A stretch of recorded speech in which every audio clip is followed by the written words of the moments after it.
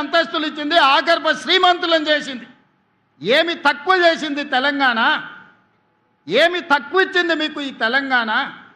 మరి తిరిగి తెలంగాణ 4 కోట్ల ప్రజలకు మీరు మీ కుటుంబంలో నలుగురు ఏమిచ్చిందని ఈరోజు తెలంగాణ సమాజం మిమ్మల్ని అడుగుతుంది. ఏం అన్యాయం చేసింది మీకు? చెప్పులు లేకుంటే తిరిగేటోళ్లకు, గంజి గతి లేని వాళ్ళకి ఇవాళ బెంచ్ కార్లకు వచ్చినాయి కదా. అమెరికాలో బాత్రూమ్లు కడుక్కునేటోడు ఈరోజు తెలంగాణ రాష్ట్రానికి మంత్రి అయింది కదా. దుబాయ్ పాస్పోర్ట్ బోకరు తెలంగాణ రాష్ట్రానికి ముఖ్యమంత్రి అయింది కదా. ఏం తక్కువ చేసిందని నేను అడుగుతున్నా తెలంగాణ మీకు.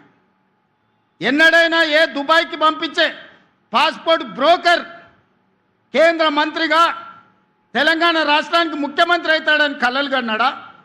అలాంటి దుబాయ్ పాస్పోర్ట్ బ్రోకర్ని ఇవాళ తెలంగాణ రాష్ట్రానికి ముఖ్యమంత్రిగా తెలంగాణ ప్రజలు చేశారు.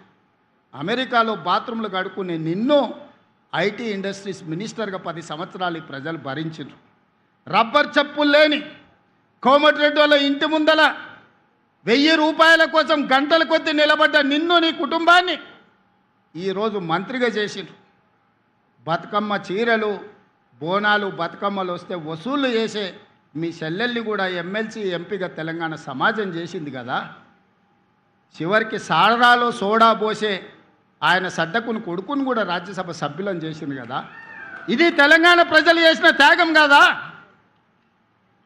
ప్రాణాలు ఇవ్వడమే కాదు, ఆత్మ బలిదానాలు చేసుకోవడమే కాదు, మీకు ఇంత ఐశ్వర్యాన్ని, అంతస్తులను అందించిన తెలంగాణకు మీరు చేసిన ద్రోహం ఏందో తెలంగాణ సమాజం మర్చిపోయిందని మీరు అనుకుంటున్నారా?